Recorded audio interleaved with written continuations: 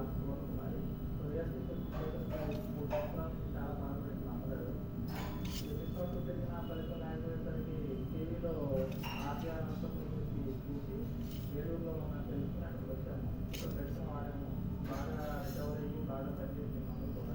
ఈ వర్షం కన్నా ఇప్పుడు చాలా ఇంప్రూవ్మెంట్ కనపడి బాగా ఫలితం కనపడింది.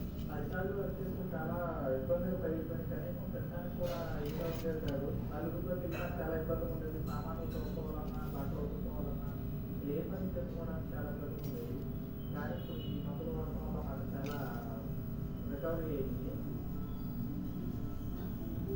ఎన్ని పాదాలు బాగా విపరీతంగా పగిలిపోయి పొద్దురైపోయి చాలా బాధపడేదాన్ని.